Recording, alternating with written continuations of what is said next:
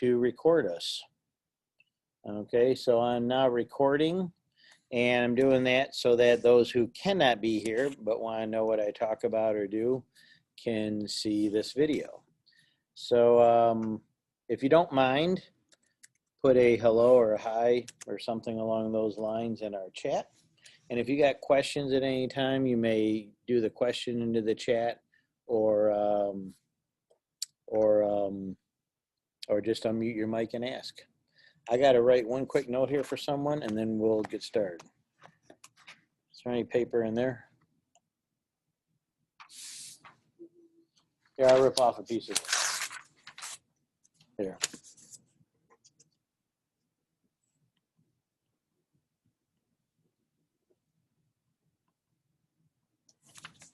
Okay. Yep, there's always a lot of things going on here. We're wrapping up an HCTV for tomorrow and getting ready for a lot of things going on. Okay, now I'm going to go ahead and get right into announcements here first. So I'm going to share my screen. And by the way, if I haven't said it, welcome everybody. I was taking care of, I had a parent call I had to make, and always something going on around here.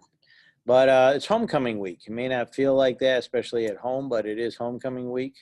And just to touch on a couple of things in case you're interested. Number one, if you want a ticket, there are tickets. I put it somewhere in here, and here it is right here. Homecoming football game is tomorrow at 5 o'clock, and they're going to do the crowning of the king and queen about 4:30 or thereabout before the game. So if you want to go, you got to get there early. And you can't buy any tickets at the door, okay? You have to buy tickets in advance. They went on sale a little while ago at noon here in the athletic office. So this afternoon they're on sale in the athletic office, and tomorrow during the day until they're gone. They can have 998 in the stadium. Some tickets been allocated to players and people in the band and the dance team, and the rest will be sold $5 each until they're gone. But you can't buy them at the gate, so don't show up at the gate expecting to buy them. Also, there's a blood drive going on. I'll be there at 4:10 today. It's after school till about 8 p.m. tonight. There's a link here I put up here. So if you're interested, you click the link, you sign up for a time, you show up or someone you know, and it's for the NHS, and it's for a good cause. It goes to local hospitals that desperately need blood right now. And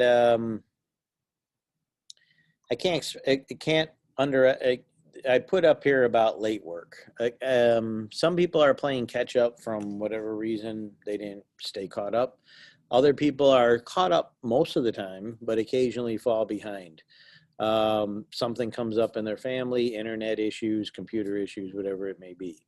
So if that's you, any of those cases, the best thing to do is be in touch with me. If you're not in touch with me, then I assume the worst, that you're just blowing it off. But if you are in touch with me and I'm aware of things going on, either text me or email me or talk to me or some other way, do that. On a side note, I don't know if you guys know this or not, but you can come in on Wednesdays. I had a couple of students come in this Wednesday from my virtual only classes and work here and get some extra help in person and things like that. So if that interests you, probably that's more my computer class, not so much sociology, but if for some reason you wanted to come in, or if you happen to be up here anyway for another teacher, I'm usually in the studio. If you want to pop by, even just say hello. And there's Zoom meetings. What I changed here a little bit, and that doesn't really affect this class too much, but well, one thing, I'm recording the meetings now. So those that cannot make it can watch a recording. And those that are here, then you don't have to watch a recording. And I touch on usually announcements and some important information. And sometimes I do some review. And for those who forgot, we have a test tomorrow. And one thing I posted on here about the test, if I posted by 9 a.m. tomorrow, which I will do, and if you, then I'll leave it till probably midnight, so you can take it anytime on Friday. Take it and be done with it. If some reason, good reason, you cannot do it tomorrow, you have to get in touch with me. Otherwise, I assume you're blowing it off and don't care, of which I do not have to let you take it again. I could just make it a 0. So make sure that you are in touch with me. If something happens in such an emergency situation that you can't contact me till after, contact me as soon as you can after. So I'm aware of what's going on. But otherwise, I expect you to take the test on the day it's taken. Now, in some cases, I will allow makeups, but if I don't feel you've had a good reason or made a good faith effort to get in touch with me, I reserve the right to mark it down as much as 10% per day late.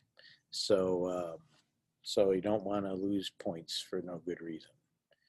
But that's, got one here says can't make the meeting, but that's okay. You can watch the recording.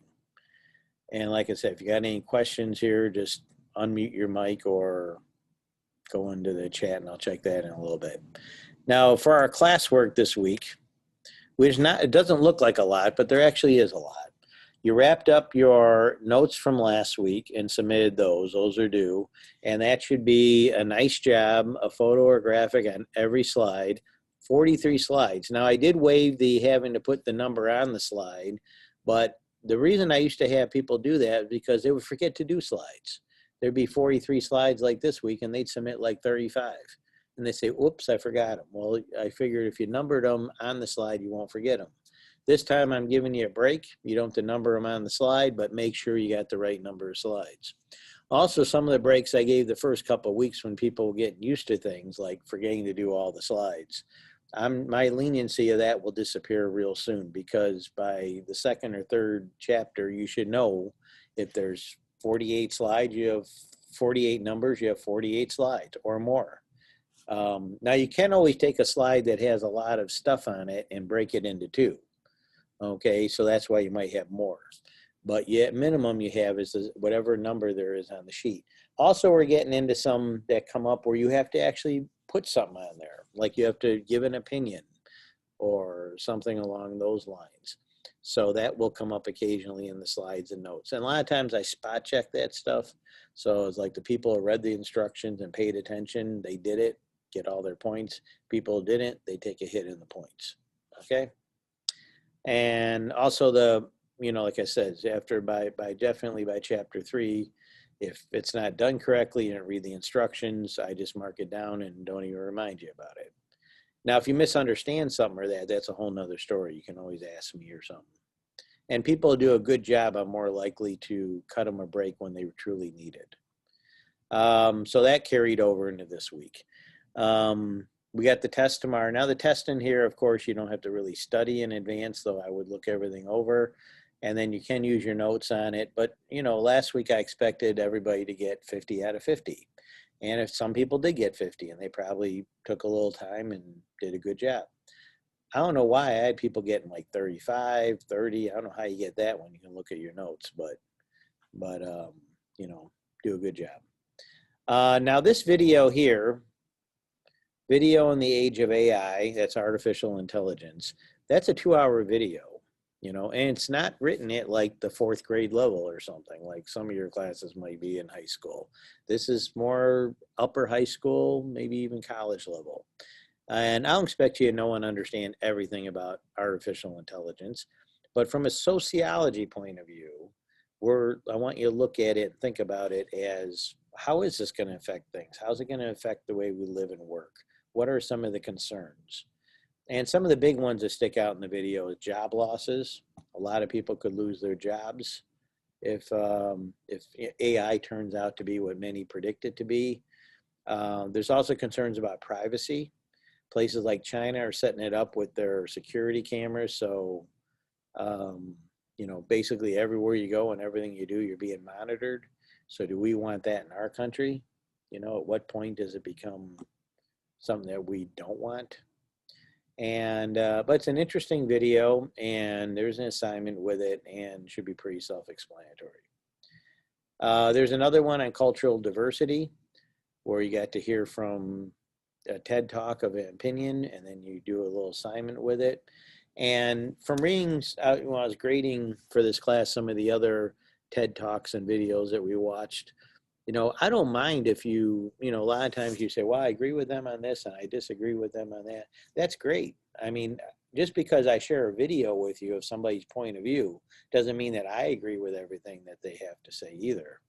So if you want to, main thing is get you thinking. and to hear different points of view. And these are opinions, you know, there's just because they say something about an issue doesn't mean there isn't other opinions or other points of view. And learning about cultural diversity is a good example of that, because even people looking at the same situation from different cultures, that may affect how they view that and how they think about that and what conclusions they come to. And so that's, you know, part of sociology. So like I said, there's not a lot to talk about here this week. We just touched on a few things here. The test itself, I have to go back to the slides from last week. Okay.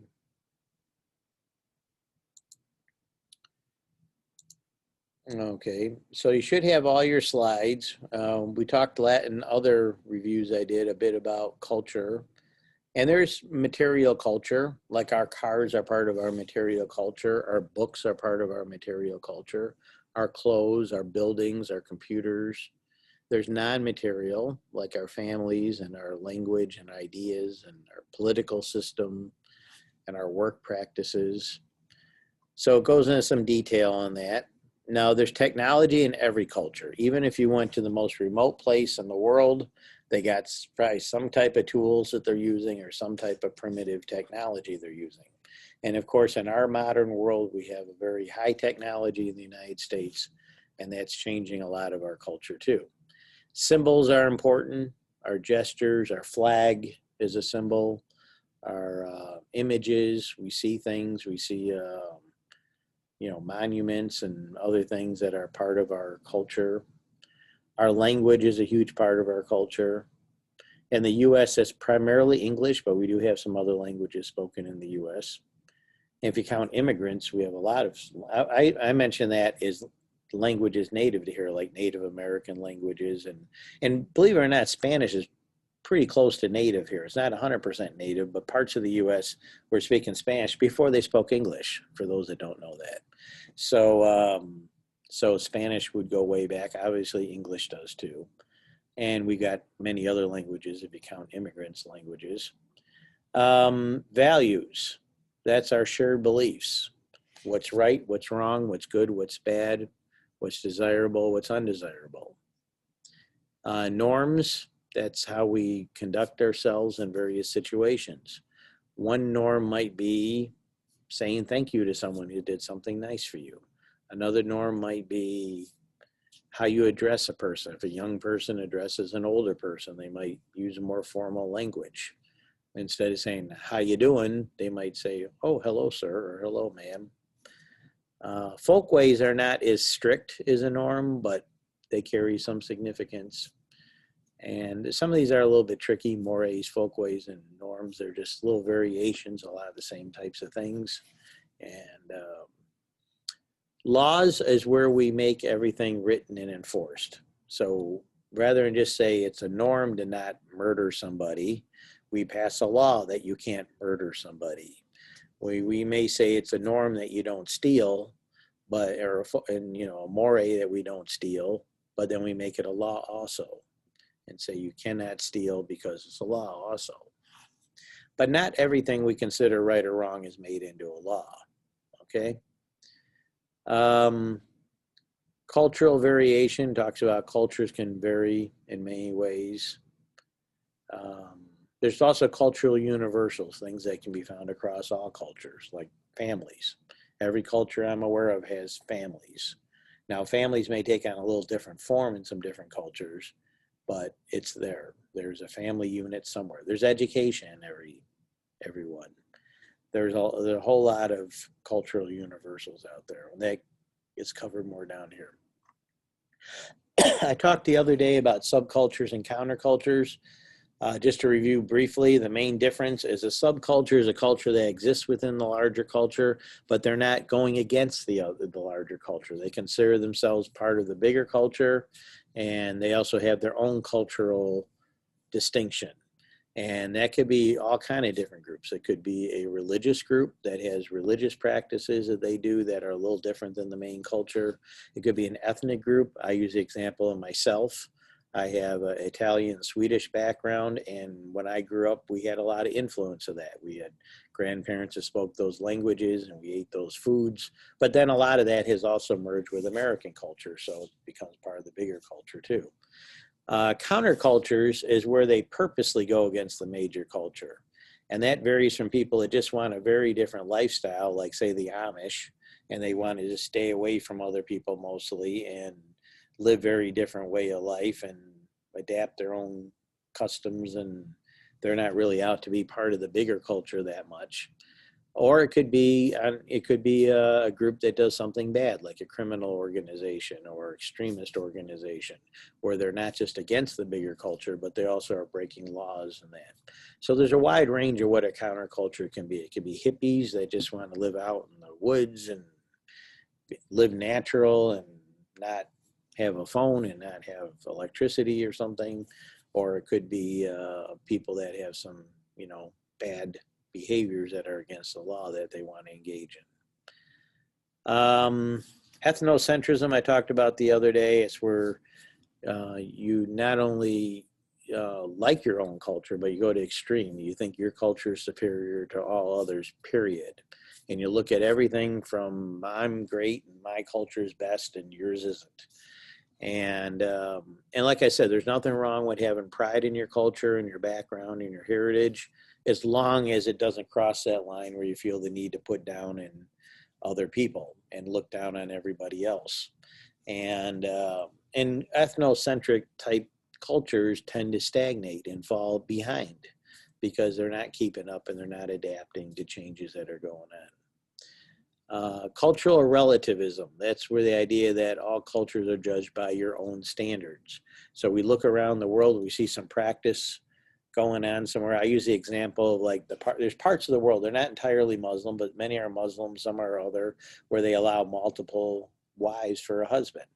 So from our culture, they might say, that's really weird, that's wrong, I don't like that. But in their culture, they would look at that as they have some other viewpoints. And to be honest, like I shared already, a lot of them are questioning that too and saying, do we really need this anymore? Maybe there was a time in history it made some sense, but my friends in that part of the world tell me there's not many people doing that anymore. I mean, it's becoming less and less every generation, to the point that you almost never hear of it unless somebody's very rich or lives in a very conservative rural area. So that's cultural relativism. And we all engage in that to a certain point. We all look at other cultures from our point of view. Cultural change, cultural diffusion is spreading cultural traits from one society to another and can happen almost instantaneously. That happens all the time. And if you travel around the world, one thing you'll find out is the massive, massive influence that we have. That's, I say we being America. Our culture is everywhere. Our movies, our TV, our music, our sports. We have a huge impact around the world that if you just live here and never travel, you probably wouldn't realize. But that's going on. Now, it also happens the other way. BTS, a K-pop band from Korea, is popular in the U.S. now. Obviously, there's all kinds of other influences from other countries. Food is a big one. You get all kinds of foods become popular here. When I was a kid, I was probably 12 years old before the first time I ever had nachos. Now I love them. I eat a lot more Mexican food now that maybe people didn't, 30 or 40 years ago, unless they were Mexican. And so there's in Chinese food and so forth. So there's all kinds of things that are influencing both directions. Cultural lag is when time it takes for non-material culture to catch up to changes in material culture. So that can affect, a lot of the technology that we use, trying to catch up to, now that we got all this surveillance technology, like in the AI video, do we really want to give up our privacy? And that's kind of things that we want to think about. So some lag is good, some lag is bad. Cultural leveling is a process by which cultures become more and more alike, and that's becoming true. I've traveled in 26 countries, and over the years since I've been doing that, I use Italy as an example because I've been there 4 times over 20 years. And honestly, they're becoming a bit more like us each time I go there. More things I see there I didn't see before that I was like, oh, it's becoming more, there's more McDonald's, there's more this and that, clothes that they wear, music they listen to, becoming more and more like us. And probably in some ways they're influencing us too. Cultural diversity and sociology, the adaptive American culture. Our culture is changing all the time. We have influence of all kinds of different people. Give some examples here. Hispanic Latino culture is the fastest growing in the US. You can find it now about everywhere, even small towns in that. And that affects everything from food and clothes to holidays being celebrated to Spanish language advertising and in television and radio. Some other examples, South Asians, that'd be like people from India or Pakistan, are growing and have an influence around the US. Seeing more Indian food and Pakistani food and Bollywood movies from India. So yeah, that's always changing, and new groups of immigrants come and go and so forth. The American value system, some of our big values, just to jump ahead here to 41, we like our leisure. We think value that's important. We want to have some time to ourselves and enjoy things. Physical fitness has been growing in interest. At the same time, so has obesity rates. So on one level, we're becoming less healthy. On other levels, a lot of Americans are trying to become more healthy. Kind of happening at the same time. But I would say if you're going to call the value would be more on physical fitness and trying to be healthy. Not that we all do it. Youthfulness, focusing on youth. Now, a lot of cultures focus on respecting elders, probably more so than we do. So maybe we're a little too youthful orientated. Okay, and to a certain extent that can be good. You want to be healthy, you want to be active and so forth, but also respecting the wisdom of the elders. That's big in a lot of cultures around the world. Probably should be a little bigger here, would be nice. Self-fulfillment, trying to fulfill yourself, what you want to do in life, what you want to achieve, what you want to accomplish. Environmentalism, people becoming aware of the environment's becoming more important, and other types of progress. And it says here, self-fulfillment and narcissism. Narcissism was when you go to the other extreme where you're so focused on yourself and what you want and what you need that you don't really care if it's detrimental to everybody else. So that would be the extreme of self-fulfillment. And that's pretty much it. Tomorrow will be the test. And like I said, if we were in person, we'd be having discussions in class about all this, but I appreciate some of you coming. And this is recorded for the rest of you. So tomorrow, I'll post the test by 9 a.m. You could take it anytime during the day. Get next week's assignments up there probably by Sunday evening, usually, Monday morning at the latest. And we'll have Monday Zoom to kick off the week. Thursday Zoom, touch on whatever needs to be touched on then. And we'll just keep plugging away. Any questions here, two people who are remaining? Nope. Okay, I'll share this for the others. Thank you for being here and that. Good luck on your test. Email me, message me anytime if you got any questions about anything, any problems, if you need an extension on something. Otherwise, I assume if I don't hear from you, everything's okay. Okay, have a good day. Take care. It's homecoming. Enjoy. We'll be live streaming, so check YouTube Live or Harper Creek High School Facebook page, and if you want to watch the game tomorrow night and the activities. Okay, I'm going to go back to my screen and then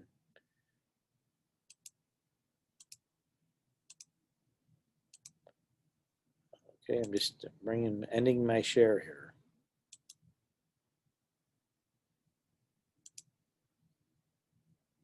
Okay, have a good day. I didn't see any messages here or any questions. Okay.